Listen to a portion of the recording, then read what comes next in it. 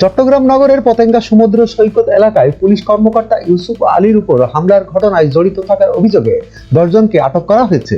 রোববার 2 মার্চ নগরের 5 মাইল থানা এলাকা থেকে তাদের আটক করা হয়। আটককৃতরা হলেন গণপতি, হামিদুর রহমান, রোহান, আরিফ পরামানিক, রাব্বি, শুভ, জীবন, রুবেল, রেজাউল করিম ও সিয়াম শেখ। পুলিশ জানায়, স্থানীয় কিছু যুবক নিয়মিতই পতেঙ্গা সমুদ্র সৈকতে গাঁজা সেবন করে। শুক্রবার 28 ফেব্রুয়ারি রাত 10টার দিকে পতেঙ্গা থানার উপপরিদর্শক এসআই ইউসুফ আলী টহলরত অবস্থায় কিছু যুবককে গাঁজা সেবন করতে দেখেন। তিনি তাদের জিজ্ঞাসাবাদ করলে তারা নিজেদের দোষ স্বীকার করে ক্ষমা চান এবং সতর্ক করার পর তাদের ছেড়ে দেওয়া হয়। প্রত্যক্ষদর্শীরা জানায়, ঘটনার কিছুক্ষণ পর ওই যুবকের দল আরো কিছু লোকজন নিয়ে এসে এসআই ইউসুফকে তাকে ঘিরে ধরে এবং প্রশ্ন করে, আপনি তো ভুয়া পুলিশ, আপনার আইডি কার্ড কোথায়? উত্তরের অপেক্ষা না করে তারা আকস্মিকভাবে তার উপর আক্রমণ চালায়। একটি ভিডিও ফুটেজে দেখা যায়, এসআই ইউসুফ কান্না জড়িত কণ্ঠে বলছেন, আমার মোবাইল, মানিব্যাগ, ওয়ালেট সব নিয়ে গেছে ওরা।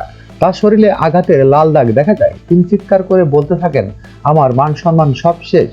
চট্টগ্রাম মেট্রোপলিটন পুলিশের অতিরিক্ত উপকমিশনার এডিসি মাহমুদা বেগম গণমাধ্যমকে জানান, পুলিশের উপর হামলার ঘটনায় 10 জনকে আটক করা হয়েছে। তাদের বিরুদ্ধে আইনি ব্যবস্থা নেওয়া হচ্ছে। এসবিডি 24 সত্য প্রকাশে প্রতিশ্রুতিবদ্ধ। চ্যানেলটি সাবস্ক্রাইব করুন।